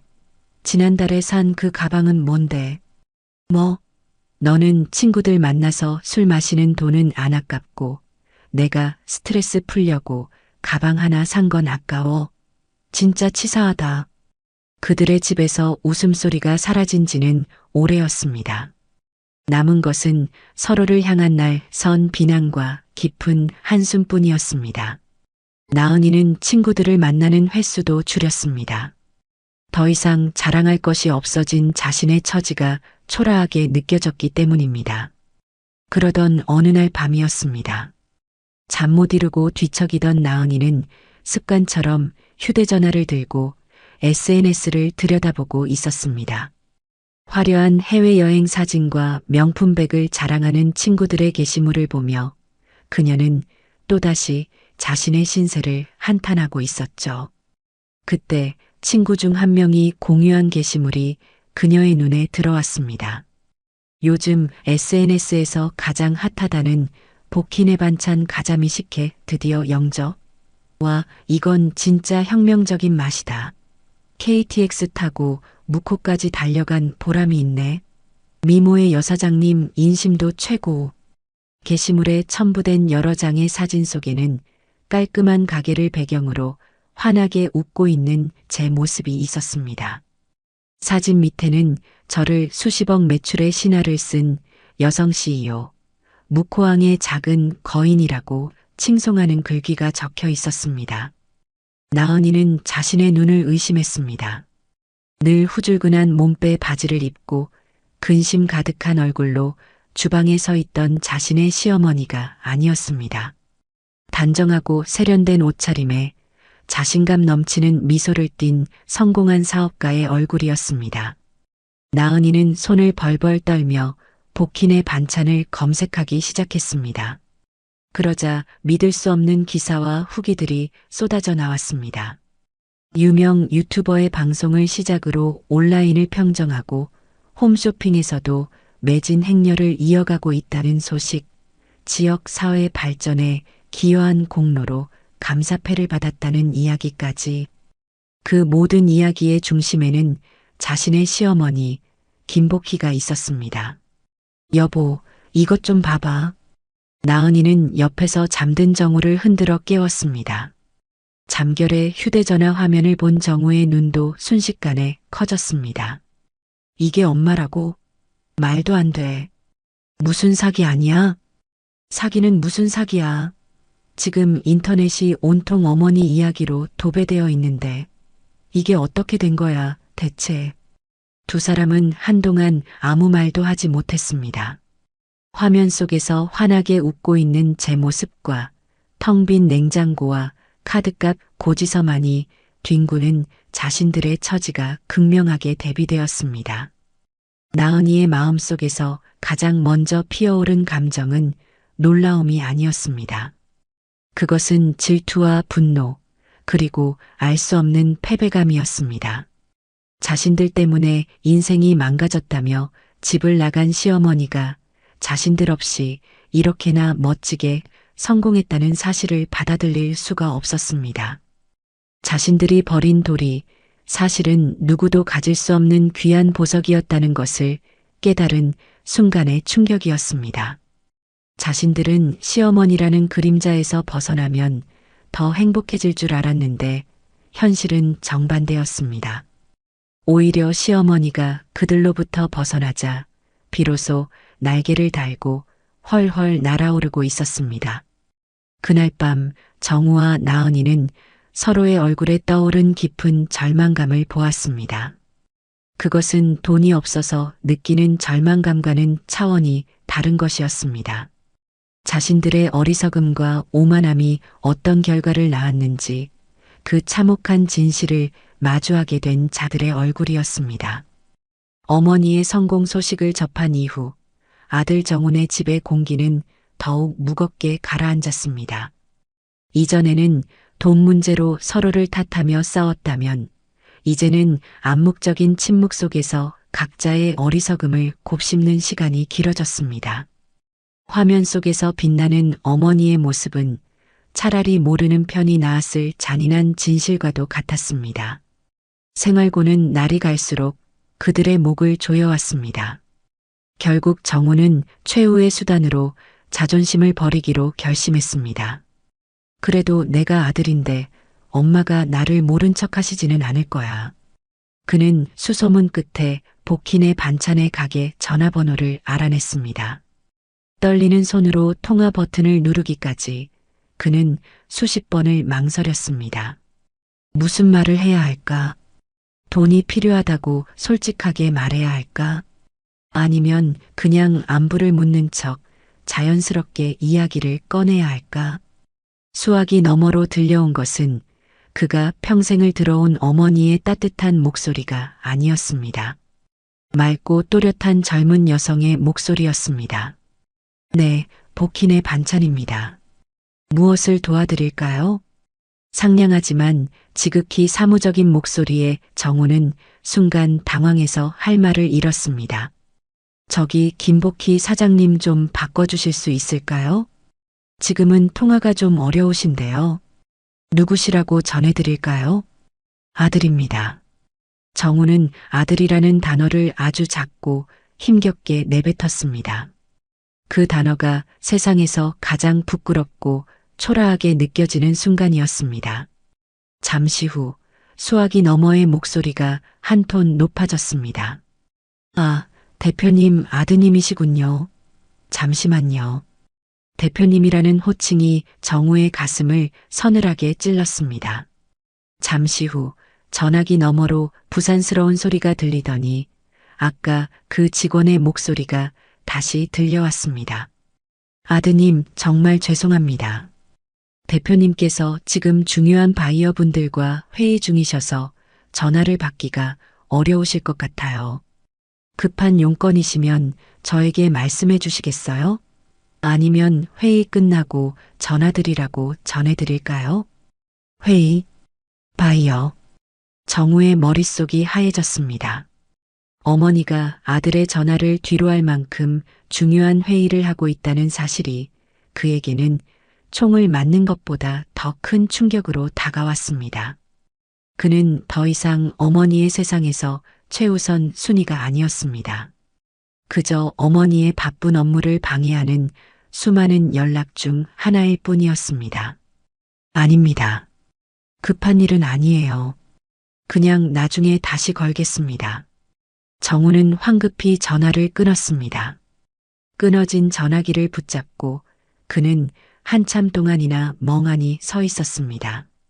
어머니에게 그는 더 이상 세상의 전부가 아니었습니다. 자신만 바라보며 평생을 희생했던 어머니는 이제 세상에 없었습니다. 대신 그 자리에는 아들의 안부 전화보다 바이어와의 회의가 더 중요한 성공한 사업가 김복희 대표가 서 있을 뿐이었습니다. 깊은 상실감과 함께 자신이 얼마나 어리석었는지 뼈저리게 깨닫는 순간이었습니다. 그날 밤 정우는 아내 나은에게 낮에 있었던 일을 털어놓았습니다. 나은이는 아무 말 없이 남편의 이야기를 듣고 있었습니다. 그리고는 조용히 입을 열었습니다. 우리 어머니 찾아가 보자. 가서 뭐라고 하게? 가서 그냥 뵙고 오자. 우리가 어떻게 사는지, 우리가 얼마나 잘못했는지 그런 말은 꺼내지도 마. 그냥 어머니 얼굴만이라도 한번 보고 오자. 그러면 좀 나아질 것 같아. 다음 날 주말 두 사람은 아이를 친정에 잠시 맡기고 무작정 동해로 가는 고속도로에 차를 올렸습니다. 내비게이션에 복희네 반찬을 입력하자 익숙한 이름이 화면에 떠올랐습니다. 차 안의 공기는 무겁고 어색했습니다. 두 사람은 가는 내내 거의 아무런 대화도 나누지 않았습니다. 무슨 말을 해야 할지 몰랐기 때문입니다. 그저 창밖으로 빠르게 스쳐 지나가는 풍경을 바라보며 각자의 후회와 상념에 잠겨 있을 뿐이었습니다. 몇 시간을 달려 마침내 낯선 항구 도시 묵호에 도착했습니다. 내비게이션이 안내하는 대로 좁은 골목길로 들어서자 저 멀리 복희네 반찬이라는 깔끔한 간판이 보였습니다. 그리고 그들은 자신들의 눈을 의심해야 했습니다. 평일 오후임에도 불구하고 가게 앞은 전국 각지에서 찾아온 관광객들로 북적이고 있었습니다. 가게 안은 세련된 인테리어로 꾸며져 있었고 깔끔한 유니폼을 입은 직원들이 분주하게 움직이고 있었습니다. 그들이 상상했던 작은 시골 반찬 가게가 아니었습니다. 어엿한 관광 명소이자 잘 나가는 기업의 본점이었습니다. 정우는 차마 가게 근처에 차를 세우지 못하고 조금 떨어진 골목에 차를 댔습니다. 그리고 두 사람은 마치 죄인처럼 차 안에서 가게 쪽을 물끄러미 바라보았습니다. 그때 가게 안에서 익숙한 인형이 걸어 나왔습니다. 어머니였습니다. 예전처럼 허리가 굽거나 어깨가 처지지 않은 꼿꼿하고 당당한 모습이었습니다. 어머니는 가게 앞에 서서 직원에게 무언가를 지시하고 찾아온 손님들에게 환한 미소로 인사를 건네고 있었습니다. 옆 가게 박 사장으로 보이는 남자와는 스스럼 없이 어깨를 치며 농담을 주고받기도 했습니다. 그 모습은 너무나도 행복해 보였습니다. 자신들 때문에 인생이 망가졌다던 그늘은 어디에서도 찾아볼 수 없었습니다. 오히려 자신들이라는 족쇄에서 풀려나 비로소 진정한 행복을 찾은 사람의 얼굴이었습니다. 나은이의 눈에서 소리 없이 눈물이 흘러내렸습니다. 자신들이 알던 어머니가 아니었습니다. 늘 자신들의 눈치를 보고 미안해하고 희생하기만 했던 그 사람은 이제 없었습니다. 저렇게 환하게 웃을 수 있는 사람을 자신들은 그동안 얼마나 어둡고 좁은 방 안에 가두어 두었던 것일까? 여보, 우리 그냥 돌아가자. 정우가 힘겹게 입을 열었습니다. 다가갈 수가 없어. 어머니는 이제 우리가 없어도 아니, 우리가 없어서 더 행복해 보이셔. 우리가 저 행복을 망칠 자격이 없어. 나은이도 조용히 고개를 끄덕였습니다. 차마 차에서 내릴 용기가 나지 않았습니다. 저 행복한 세상에 초라하고 부끄러운 자신들이 끼어들 틈은 없어 보였습니다. 그들은 그렇게 한참 동안이나 멀리서 어머니의 행복한 모습을 그림자처럼 지켜보기만 했습니다. 그리고는 아무 말 없이 차를 돌려 서울로 향했습니다. 집으로 돌아오는 차 안은 올 때보다 더욱 무거운 침묵으로 가득 찼습니다. 해는 저물어 사방은 어두워졌고 자동차 헤드라이트 불빛만이 길을 비추고 있었습니다. 그때 나은이가 아주 작은 목소리로 침묵을 깼습니다. 내가 다 잘못했어. 그것은 남편을 향한 말이 아니었습니다. 자기 자신을 향한 아주 깊은 곳에서부터 끌어올린 고백이었습니다. 나는 어머니가 짐이라고 생각했어. 내 인생의 걸림돌이라고. 그런데 아니었어. 진짜 걸림돌은 나였어. 내 욕심, 내 이기심. 어머니는 우리한테 모든 걸 다 주셨는데 나는 고작 내 친구들이랑 비교하면서 어머니를 원망했어. 나은이의 어깨가 가늘게 떨리기 시작했습니다. 정우는 운전대를 잡은 채 차마 아내를 돌아보지 못했습니다. 우리가 틀렸던 거야. 어머니가 문제가 아니라 우리가 문제였어. 그걸 이제야 알았어. 너무 늦게. 결국 나은이는 아이처럼 소리내어 울기 시작했습니다. 그 울음소리에는 후회와 죄책감, 그리고 어머니에 대한 그리움이 뒤섞여 있었습니다. 정우는 조용히 차를 갓길에 세웠습니다. 그리고는 아내의 등을 말없이 토닥여 주었습니다. 그의 눈에도 뜨거운 눈물이 고였습니다. 두 사람은 그날 자신들이 얼마나 소중한 것을 스스로 걷어차 버렸는지 그 부재의 가치를 뼈저리게 깨달았습니다.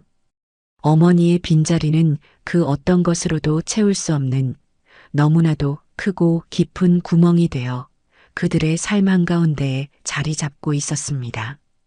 묵호항의 하늘이 높아지고 바람이 차가워지는 것을 보니 제가 이곳에 뿌리를 내린 지도 어느덧 두 번째 가을을 맞고 있었습니다. 복힌의 반찬은 이제 제 삶 그 자체가 되었습니다. 아침에 눈을 뜨면 밤새 주문이 얼마나 들어왔는지 확인하는 것으로 하루를 시작했고 밤에는 다음 날 생산할 물량을 점검하고 나서야 잠자리에 들 수 있었지요. 가게는 초창기의 소박한 모습을 벗고 길 건너편에 위생적인 설비를 갖춘 번듯한 2층짜리 공장을 세울 만큼 성장했습니다. 저와 함께 동고동락하던 동네 아주머니들은 이제 각 파트를 책임지는 든든한 팀장님이 되었고 지혜 씨는 회사의 모든 실무를 총괄하는 저희 가장 믿음직한 오른팔이 되었지요. 저는 더 이상 앞치마를 두르고 주방에 서는 날보다 사무실에 앉아 서류에 도장을 찍고 새로운 유통 채널을 뚫기 위해 바이어들과 회의를 하는 날이 더 많아졌습니다. 얼마 전에는 지역 언론사와 인터뷰를 하기도 했습니다. 경력 단절 여성에서 연 매출 수십억 원의 여성 CEO로 김복희 대표의 인생 역전 스토리라는 거창한 제목의 기사를 보니 쑥스러우면서도 가슴 한편이 뻐근해지는 것을 느꼈습니다. 제 이름 석자 앞에 붙었던 누구의 아내, 누구의 엄마라는 수식어들은 이제 희미해지고 대표라는 낯설지만 짜릿한 이름이 그 자리를 대신하고 있었어요. 사람들은 제게 성공의 비결을 묻곤 했습니다. 그럴 때마다 저는 그저 웃으며 이렇게 대답하곤 했지요. 비결이랄 게 있나요? 그저 내 이름으로, 내 힘으로 살고 싶다는 간절함 하나뿐이었지요. 그 간절함이 지난 2년 동안 저를 단 하루도 쉬지 않고 달리게 한 원동력이었습니다. 제 삶은 완벽하게 제자리를 찾은 듯 보였습니다. 서울에 남겨두고 온 과거의 편린들은 바쁜 일상 속에서 거의 떠오르지 않을 만큼 희미해져 갔습니다. 가끔 명절이 되어 고향에 다녀온 직원들이나 박 사장을 통해 아들 내외의 소식을 건너듣게 될 때도 있었습니다. 사는 게 꽤나 팍팍한 모양이다. 며느의 얼굴에 그늘이 가득하더라. 아들 녀석이 어깨가 축 처져 있더라는 식의 이야기들이었죠. 그런 말을 들을 때면 심장이 바늘로 콕 찌르는 듯 아팠지만 저는 애써 태어난 척했습니다. 자식의 불행을 바라는 부모가 세상에 어디 있겠습니까? 하지만 그들이 겪는 시련은 그들 스스로가 선택하고 책임져야 할 삶의 과정이라고 여겼습니다. 제가 멋대로 개입해서는 안 되는 그들만의 영역이라고 그렇게 선을 그으며 제 마음을 다잡곤 했습니다. 그러던 어느 가을날 오후였습니다. 평소처럼 결제 서류를 검토하고 있는데 지혜 씨가 조심스럽게 제 사무실 문을 두드렸습니다. 그녀의 손에는 낡고 자그마한 서류 봉투 하나가 들려 있었지요. 대표님, 등기우편인데 보낸 사람의 주소나 이름이 없어요. 받을까 말까 하다가 혹시나 해서요. 저는 무심코 봉투를 받아들었습니다. 겉면에는 제 이름과 가게 주소만이 금방이라도 울음이 터질 것처럼 삐뚤빼뚤한 어린아이의 글씨체로 적혀 있었습니다. 그 글씨체를 보는 순간 제 손이 미세하게 떨려왔습니다. 봉투를 여는 아주 짧은 순간 수만 가지 생각이 제 머릿속을 스쳐 지나갔습니다. 봉투 안에서 나온 것은 정성껏 접은 편지지 몇 장과 온갖 색깔의 크레파스로 빼곡하게 채워진 그림 한 장이었습니다. 그림에는 4명의 사람이 서 있었습니다. 커다란 해님 아래 아빠와 엄마 그리고 작은 아이가 나란히 서 있었고 그 아이의 손을 잡고 있는 사람은 바로 저였습니다. 그림 속의 저는 주름 하나 없는 얼굴에 세상에서 가장 행복한 미소를 짓고 있었지요. 제 머리 위에는 세상에서 제일 예쁘고 요리도 잘하는 우리 할머니라는 글씨가 무지개 색깔로 쓰여 있었습니다. 저는 차마 다음 장을 넘기지 못하고 그 그림을 한참이나 들여다보았습니다. 제 심장이 쿵, 쿵 하고 거세게 울리기 시작했습니다. 떨리는 손으로 편지를 펼쳤습니다. 손주 이준희의 마음이 담긴 한자 한자 온 힘을 다해 눌러 쓴 글씨들이 눈에 들어왔습니다. 사랑하는 할머니께. 할머니, 안녕하세요. 저는 이준희예요. 이 편지를 할머니가 꼭 읽었으면 좋겠어요. 지난주에 유치원에서 세상에서 가장 자랑하고 싶은 우리 가족이라는 주제로 찰흙 만들기를 했어요. 저는 할머니를 만들었어요. 친구들이 이거 누구냐고 물어봐서 우리 할머니라고 세상에서 제일 맛있는 계란말이를 만들어주는 사람이라고 자랑했어요. 선생님이 왜 할머니가 제일 자랑스럽냐고 물어보셨어요. 그래서 저는 할머니는 마법사 같다고 했어요. 할머니 손만 닿으면 맛없는 야채도 맛있어지고 아플 때 할머니가 배를 만져주면 하나도 안 아팠거든요. 그런데 친구들이 그럼 할머니는 어디 계시냐고 물어봤어요. 그래서 아주 먼 곳으로 일하러 가셨다고 했어요. 할머니, 언제 와요? 일이 아직도 안 끝났어요? 저는 매일 밤 자기 전에 할머니를 생각해요. 할머니가 들려주던 옛날 이야기도 듣고 싶고 할머니 품에 안겨서 잠들고 싶어요. 엄마 아빠는 제가 할머니 이야기만 하면 얼굴이 슬퍼져요. 그래서 이제 앞에서 말 안 하기로 했어요. 대신 이렇게 편지를 써요. 할머니, 정말 정말 보고 싶어요. 이준이가 세상에서 제일 사랑하는 건 할머니예요. 할머니 손주 김희준 올림. 편지의 마지막 장에는 눈물 자국이 번진 듯한 나은이의 글씨가 덧붙여져 있었습니다. 어머니 용서받지 못할 행동인 줄 알면서도 이준이의 진심만은 전해드리고 싶어 동봉합니다. 아이가 밤마다 할머니 꿈을 꾼다고 울며 잠에서 깹니다. 이 편지로 어머니의 마음을 불편하게 해드렸다면 100번이고 1000번이고 사죄하겠습니다. 저희는 아무것도 바라지 않습니다. 그저 이준이가 할머니를 얼마나 그리워하는지 그것만 알아주셨으면 합니다. 저는 편지를 다 읽고 의자에 깊숙이 몸을 기댔습니다. 눈을 감았지만 눈물은 흐르지 않았습니다. 대신 지난 2년간 애써 굳혔다고 생각했던 제 마음의 가장 깊은 곳이 아주 서서히 녹아내리는 것이 느껴졌습니다. 아들 내외에 대한 배신감과 원망은 여전히 시퍼렇게 살아있었지만 그 모든 것을 뛰어넘는 손주 녀석의 순수한 사랑 앞에서 저는 속수무책으로 무너지고 있었습니다. 제게 마법사 같다고 말해주는 아이. 제가 세상에서 제일 좋다고 말해주는 아이. 그 아이의 우주에서 저는 여전히 가장 빛나는 별이었습니다. 제가 어떻게 그 작은 우주를 외면할 수 있을까요? 그날 밤 저는 잠을 이룰 수 없었습니다.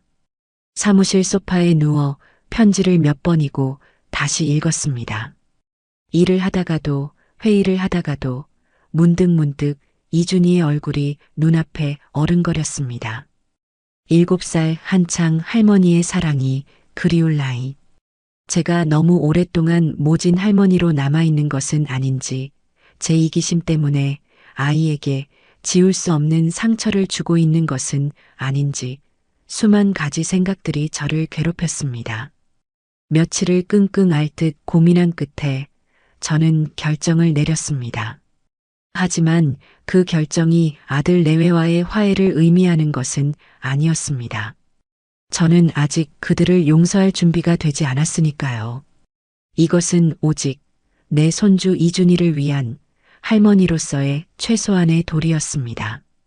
저는 다음 날 아침 공장으로 내려가 직원들을 모두 모았습니다. 그리고는 평소보다 더욱 단호한 목소리로 말했지요. 오늘 우리는 상품이 아닌 선물을 만들 겁니다. 대한민국에서 단 한 사람만을 위한 세상에서 가장 특별한 음식을 만들 거예요. 모두들 제 말뜻을 알겠습니까? 직원들은 제 비장한 표정에 고개를 끄덕였습니다. 그날 공장은 오직 한 아이를 위한 특별 생산 라인으로 변했습니다. 저는 가장 좋은 한우를 골라 부드러운 장조림을 만들고 가장 신선한 달걀로 폭신한 계란말이를 부쳤습니다. 아이가 먹기 좋게 맵지 않은 양념으로 떡갈비를 빚었고 달콤한 호박죽도 끓였습니다. 가게에서 파는 레시피가 아닌 오직 이준이의 입맛에 맞춰 조리한 할머니의 손맛이 담긴 음식들이었죠. 포장 역시 특별했습니다. 저는 지혜 씨에게 부탁해 이준이가 좋아하는 로봇 캐릭터가 그려진 예쁜 상자를 따로 주문했습니다. 그리고 상자 안에는 음식과 함께 최신형 로봇 장난감과 아이가 좋아할 만한 동화책도 가득 채워 넣었습니다. 마지막으로 저는 택배 송장에 받는 사람의 이름을 또박또박 눌렀었습니다. 사랑하는 내 손주 김희준. 보내는 사람은 너를 세상에서 가장 사랑하는 할머니라고 적었습니다. 부모의 이름은 그 어디에도 넣지 않았습니다. 그것은 그들에게 보내는 명확한 메시지였습니다. 이 모든 것은 너희를 위한 것이 아닌 오직 내 손주를 위한 나의 사랑이라고. 택배를 붙이고 며칠 뒤 저녁 식사를 막 끝냈을 무렵 모르는 번호로 전화 한 통이 걸려왔습니다. 조심스럽게 전화를 받자 수화기 너머에서 세상을 다 가진 듯한 아이의 목소리가 터져 나왔습니다. 할머니, 할머니, 저 이준이에요. 할머니 맞죠? 그래, 우리 강아지. 할미 목소리 잊어버리지도 않았구나. 네, 당연하죠. 할머니, 할머니. 로봇 택배 잘 받았어요. 진짜 멋있어요. 그리고 할머니가 해준 밥, 진짜 최고였어요. 엄마 아빠가 자꾸 뺏어 먹어서 내가 못 먹게 했어요. 이건 할머니가 나만 먹으라고 준 거니까. 아이의 천진난만한 목소리에 저도 모르게 웃음이 터져 나왔습니다. 며칠간 저를 짓누르던 무거운 마음이 눈 녹듯 사라지는 기분이었습니다. 그래, 우리 이준이 다 먹어. 다음에 또 맛있는 거 많이 해줄게. 그러니까 밥 잘 먹고 친구랑 싸우지 말고 씩씩하게 잘 지내고 있어야 한다. 할미랑 약속? 네, 약속?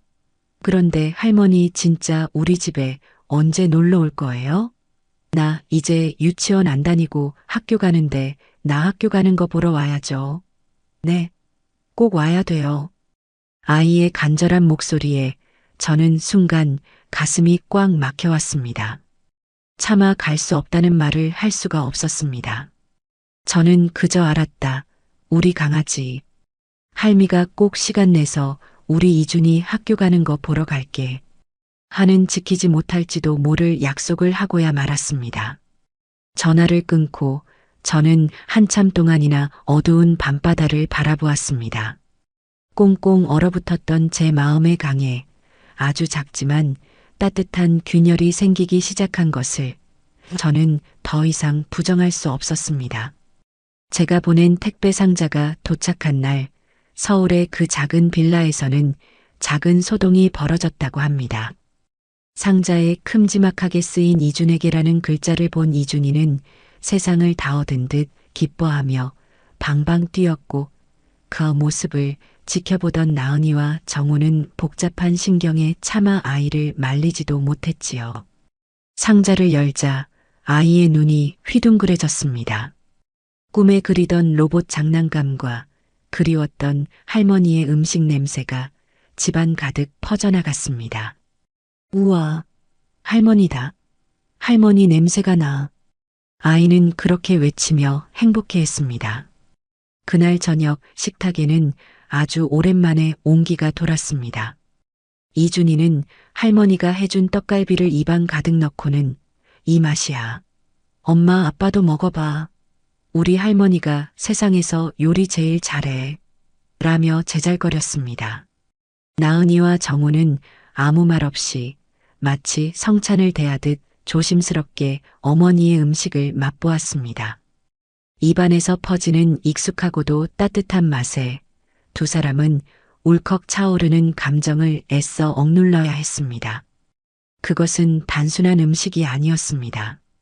자신들의 어리석음과 이기심을 꾸짖으면서도 동시에 그들의 아들이자 자신의 손주인 이준이에게는 무한한 사랑을 보내는 시어머니의 복잡하고도 깊은 마음이 담긴 메시지였습니다. 두 사람은 밥을 먹는 내내 그리고 아이가 잠든 늦은 밤까지 거의 아무 말도 하지 않았습니다. 어떤 말로도 지금의 이 감정을 표현할 수 없었기 때문입니다. 다음 날이 되어서야 나은이가 먼저 침묵을 깼습니다. 그녀의 얼굴에는 지난 몇 달간의 고단함 대신 어떤 결심을 내린 듯한 비장함이 서려 있었습니다. 여보, 더는 이렇게 살면 안 될 것 같아. 우리가 언제까지 어머니의 침묵에 숨어서 죄인처럼 살아야 해? 정우는 말없이 아내를 바라보았습니다. 어머니는 우리를 용서하지 않으셨어. 하지만 이준이는 버리지 않으셨지. 그게 무슨 뜻이겠어. 우리에게 마지막 기회를 주신 거라고 생각해. 우리가 진짜 부모로서, 진짜 자식으로서 바로 서기를 기다리고 계신 거야. 그러니 이제 우리가 먼저 움직여야 해. 그들의 변화는 그날부터 본격적으로 시작되었습니다. 그것은 더 이상 가난을 견디는 소극적인 반성이 아니었습니다. 자신들의 삶을 바로 세우기 위한 적극적이고 구체적인 행동이었지요. 정우는 회사에서 능력을 인정받기 위해 누구보다 열심히 일했습니다. 잦은 야근과 주말 출근도 마다하지 않았고 그 결과 몇 달 뒤에 있을 승진 심사에서 가장 유력한 후보로 거론되기 시작했습니다. 나은이는 허리띠를 더욱 졸라맸습니다. 가계부를 꼼꼼히 쓰며 불필요한 지출을 줄였고 아이가 잠든 밤에는 부업으로 번역 일을 시작해 적지만 꾸준한 수입을 만들어냈습니다. 그들의 삶은 여전히 고단했지만 목표가 생기자 하루하루가 의미 있게 다가왔습니다. 그들의 목표는 돈을 많이 벌어 다시 좋은 집으로 이사가는 것이 아니었습니다. 언젠가 어머니 앞에 섰을 때 어머니, 저희 이제 어머니 도움 없이도 이렇게 잘 살고 있습니다. 그러니 이제 저희 걱정은 마시고 어머니 인생을 행복하게 사세요. 라고 떳떳하게 말할 수 있는 사람이 되는 것이었지요. 시간은 쏜살같이 흘러 겨울이 지나고 이준이가 초등학교에 입학할 봄이 다가왔습니다. 그동안 그들은 단 한 번도 제게 먼저 연락하지 않았습니다. 묵묵히 자신들의 자리에서 최선을 다할 뿐이었습니다. 그러던 어느 날 나은이가 정우에게 말했습니다. 여보, 이제 정말로 어머니를 찾아뵐 때가 된 것 같아. 정우는 아내의 얼굴에서 예전과 같은 조급함이나 욕심이 아닌 차분하고 진솔한 마음을 읽을 수 있었습니다. 이번에는 당신 혼자 먼저 다녀와. 이건 우리 부부의 문제이기도 하지만 그 이전에 엄마와 아들의 문제야. 당신이 먼저 가서 아들로서 어머니의 굳은 마음을 열어드려야 해. 가서 절대로 우리가 힘들다거나 돈이 필요하다는 이야기는 꺼내지도 마. 그냥 아주 오랫동안 찾아뵙지 못한 불효자식으로서 어머니 건강이 걱정되고 얼굴이 보고 싶어서 왔다고. 그렇게만 말씀드려. 나은이의 사려 깊은 말에 정우는 가슴이 뭉클해졌습니다. 철없던 아내가 어느새 자신보다 훨씬 더 깊고 어른스러운 사람이 되어 있었습니다. 그는 고개를 끄덕였습니다. 다음 날 정우는 회사에 하루 휴가를 내고 이른 아침 묵호로 향하는 버스에 몸을 실었습니다. 그의 손에는 작은 선물 상자가 하나 들려 있었습니다. 지난 몇 달간 아내와 그가 푼푼히 모은 돈으로 산 어머니를 위한 고급 영양제 세트였습니다. 버스가 서울을 벗어나 동해로 향하는 내내 정우의 머릿속은 수많은 상념으로 가득 찼습니다. 어린 시절 언제나 자신의 편이 되어 주었던 따뜻한 어머니의 모습, 결혼 후 아내와 자신 사이에서 힘들어하던 어머니의 외로운 뒷모습, 그리고 마지막으로 보았던 성공한 사업가로서 당당하고 차가웠던 어머니의 얼굴. 그는 과연 어머니의 어떤 얼굴을 다시 마주하게 될까 두려움과 그리움이 뒤섞인 채 시간이 흐르기만을 기다렸습니다. 묵호항에 도착했을 때는 이미 오후가 훌쩍 지난 시간이었습니다. 정우는 가게로 바로 가지 않았습니다. 지난번처럼 멀찍이 떨어진 항구의 벤치에 앉아 가게가 문을 닫기만을 기다렸습니다. 여전히 가게는 손님들로 북적였고 직원들은 활기차게 움직이고 있었습니다. 그리고 그 중심에는 변함없이 당당한 모습의 어머니가 서 계셨지요. 밤이 깊어지고 가게의 불이 하나둘씩 꺼졌습니다. 직원들이 모두 퇴근하고 마침내 어머니가 가게 문을 잠그고 밖으로 나왔습니다. 정우는 심호흡을 한번 크게 하고 천천히 자리에서 일어나 어머니에게로 다가갔습니다. 인기척을 느낀 어머니가 고개를 돌렸고 아들의 모습을 확인한 그녀의 눈빛이 순간 굳어지는 것을 정우는 보았습니다. 내가 여긴 또 어쩐 일이냐? 어머니의 목소리는 지난번보다 더 낮고 차갑게 느껴졌습니다. 정우는 그 서슬퍼런 기세에 눌려 아무 말도 할 수가 없었습니다. 그는 준비해온 수많은 말들을 모두 잊어버렸습니다. 대신 그는 어머니 앞에 다가가 그 자리에 조용히 무릎을 꿇었습니다. 그리고는 아무 말 없이 준비해온 선물 상자를 어머니의 발치에 가만히 내려놓았습니다. 정우는 고개를 들지 않았습니다. 그저 죄인처럼 어머니의 처분만을 기다리고 있을 뿐이었습니다. 어머니는 아들의 정수리와 그 앞에 놓인 선물 상자를 한참 동안이나 말없이 내려다보았습니다. 항구의 차가운 밤바람이 두 사람의 옷깃을 스치고 지나갔습니다. 돈 떨어졌다는 소리는 아니겠지. 한참 만에 들려온 어머니의 목소리에는 날카로운 가시가 돋쳐 있었습니다. 정우는 고개를 저었습니다. 아닙니다. 돈 때문이 아닙니다. 그럼 뭔데? 이 밤중에 남들 다 보는 앞에서 이게 무슨 추태냐? 그저 엄마 얼굴 한번 뵙고 싶어서 왔습니다. 그리고 죄송하다고 그 말씀 꼭 드리고 싶어서 왔습니다. 정우의 목소리는 작았지만 그 안에는 조금의 거짓도 섞여 있지 않았습니다. 어머니는 아들의 그 진심 어린 목소리에 더 이상 모진 말을 이어가지 못했습니다.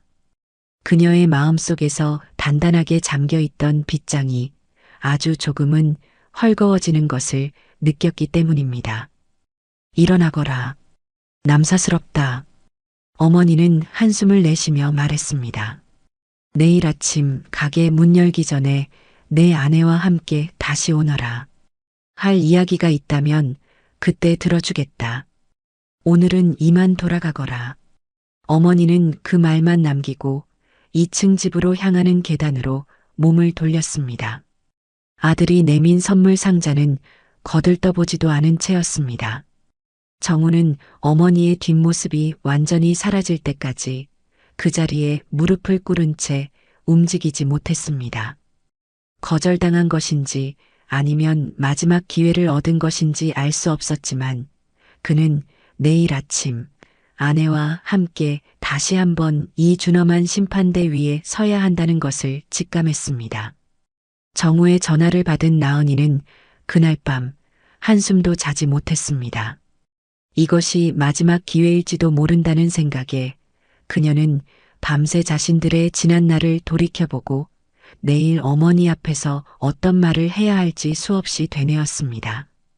용서를 구하는 말보다는 자신들의 삶이 어떻게 변했는지를 그리고 그 변화를 통해 무엇을 깨달았는지를 진솔하게 보여드리는 것이 더 중요하다고 생각했지요. 새벽녘 그녀는 거울 앞에 서서 가장 단정하고 소박한 옷으로 갈아입었습니다. 화장기 없는 얼굴에는 피곤함과 긴장감이 가득했지만 그 눈빛만은 그 어느 때보다 맑고 단단해 보였습니다. 약속한 아침 8시 복희네 반찬의 문은 굳게 닫혀 있었습니다. 정우와 나은이는 마치 성지 앞에 선 순례자처럼 경건한 마음으로 가게 앞에 나란히 섰습니다. 차가운 아침 공기가 두 사람의 뺨을 스쳤습니다. 잠시 후 2층에서 내려온 어머니가 아무런 표정 없는 얼굴로 가게 문을 열었습니다. 들어오너라. 가게 안은 어젯밤의 분주함은 온데간데 없이 고요하고 정갈했습니다. 맛있는 냄새 대신 짙은 나무 향과 바다 내음이 섞인 낯선 공기가 그들을 맞았습니다. 어머니는 지난번처럼 두 사람을 사무실로 이끌었습니다. 대표의자에 앉은 어머니의 모습은 한 회사를 이끄는 수장의 위엄으로 가득 차 있었습니다. 나은이와 정우는 그 앞에 서자 저도 모르게 몸이 움츠러들었습니다. 그래, 무슨 말을 하려고 부부까지 대동해서 왔는지 한번 들어보자꾸나. 어머니의 차분하지만 날카로운 목소리가 침묵을 깼습니다. 나은이는 정우와 눈빛을 교환한 뒤 한 걸음 앞으로 나섰습니다. 그리고는 망설임 없이 그 자리에 무릎을 꿇고 이마가 바닥에 닿을 만큼 깊이 절을 올렸습니다. 정우도 아내의 옆에 나란히 무릎을 꿇고 엎드렸습니다. 한참 동안이나 고개를 들지 못하던 나은이가 떨리는 목소리로 입을 열었습니다. 어머니, 지난 2년 동안 저희는 매일 밤 어머니를 생각했습니다. 처음에는 원망이었고 그 다음에는 질투였으며 마지막에는 저희 자신에 대한 깊은 부끄러움이었습니다. 나은이는 천천히 고개를 들었지만 어머니의 눈을 마주치지는 못했습니다. 오늘 이 자리는 용서를 구하기 위해 온 것이 아닙니다. 저희가 저지른 죄는 용서라는 말로 덮일 수 있는 것이 아니라는 걸 잘 알고 있습니다. 저희는 다만 저희가 얼마나 어리석었는지, 그리고 어머니의 부재를 통해 무엇을 깨닫게 되었는지 그것을 고백하고 사죄드리고 싶어서 왔습니다. 나은이는 잠시 숨을 골랐습니다. 그리고는 지난 2년간의 삶을 담담하게 이야기하기 시작했습니다. 어머니께서 떠나신 뒤 저희는 모든 것이 무너졌습니다. 돈도 건강도 서로에 대한 믿음도 모두 잃었습니다. 그때 깨달았습니다. 저희가 누리던 모든 것들이 사실은 저희의 능력이 아니라 어머니의 보이지 않는 희생 위에 서 있었다는 것을요. 어머니께서 이준이를 봐주시던 것을 저희는 당연한 의무로 여겼습니다. 어머니께서 차려주시던 따뜻한 밥상을 투정하며 제 자신의 가치를 높이려 했습니다. 제 친구들의 화려한 삶과 저희의 고단한 현실을 비교하며 그 모든 불행을 어머니의 탓으로 돌렸습니다. 저는 비겁하고 어리석은 며느리였습니다. 나은이의 눈에서 뜨거운 눈물이 뺨을 타고 흘러내렸습니다. 그녀의 옆에 있던 정우도 입을 열었습니다. 엄마, 저는 비겁한 아들이었고 무책임한 남편이었습니다. 엄마가 겪으셨을 외로움과 서름을 알면서도 제 가정을 지킨다는 핑계로 엄마를 외면했습니다.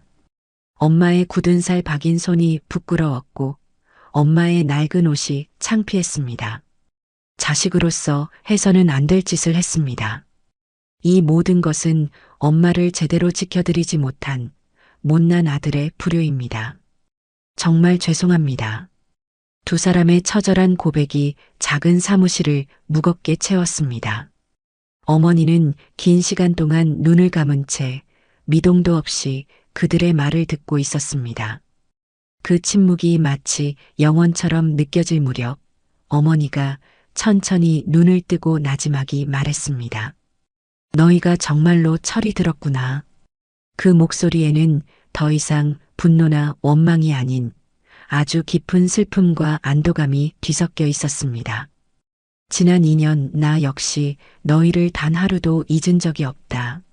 처음에는 분노였고 그 다음에는 허탈함이었으며 마지막에는 너희가 혹시라도 잘못된 선택을 하지는 않을까 하는 걱정이었다. 너희가 그 시련을 스스로의 힘으로 이겨내고 이렇게 다시 내 앞에 설 수 있게 되어서 나는 그것만으로도 고맙다. 어머니의 말에 나은이와 정우는 참았던 울음을 터뜨리고 말았습니다. 하지만 어머니의 목소리가 다시 단호해졌습니다. 우리가 예전처럼 살 수는 없다. 나는 더 이상 너희의 희생양이 되어줄 생각이 없고 너희도 더는 내 그늘 아래 숨어서는 안 된다. 우리는 이제 각자의 인생을 책임지는 독립된 어른으로서 서로를 존중하고 배려하는 새로운 관계를 만들어가야 한다.